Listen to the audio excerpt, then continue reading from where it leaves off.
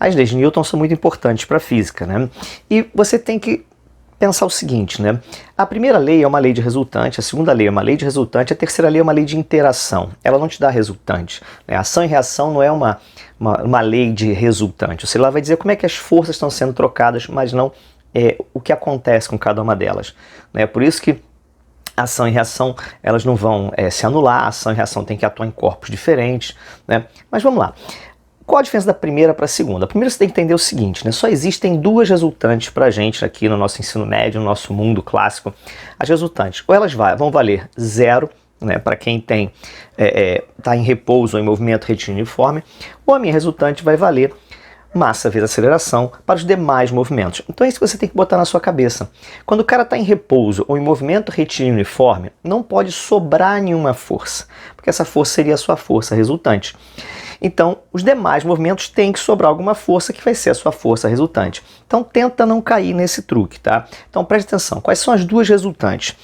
Quem está na primeira lei, está fazendo repouso ou movimento retilíneo uniforme, vai ter força resultante zero. Ou seja, não pode sobrar nenhuma força naquela partícula atuando.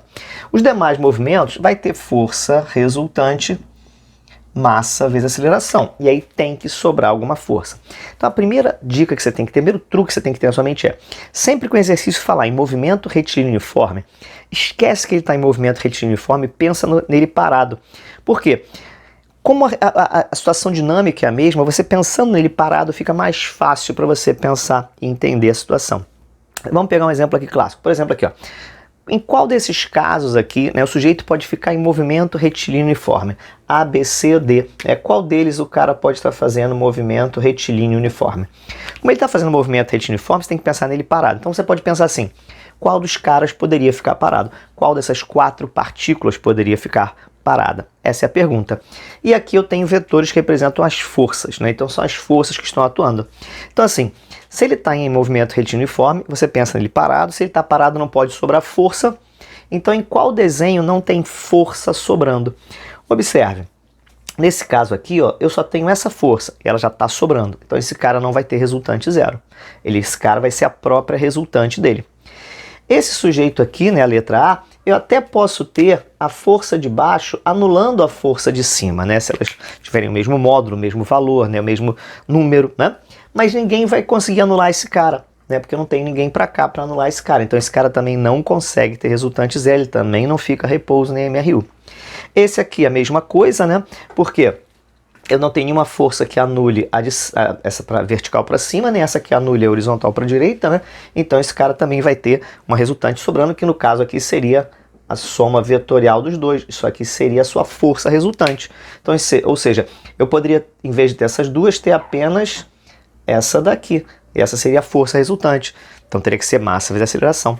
Então o único que pode ficar parado ou em movimento retilíneo uniforme é esse cara aqui. Não quer dizer que ele vai ficar, mas é o único que poderia ficar. Por quê? Esse cara, né, essa força aqui, ela pode ser decomposta vetorialmente, né, entre horizontal e vertical. Ficando alguém aqui e a gente tira esse cara. Ou seja, eu fiz a decomposição vetorial, né? Qualquer coisa assiste lá a aula de decomposição vetorial. Você vai ter isso aqui. Então eu posso ter, se esse cara for igual a esse cara for igual a esse aqui é o único sujeito que pode ficar em repouso ou em MRU. Os outros todos vão ter que ter alguma aceleração. Legal? É isso.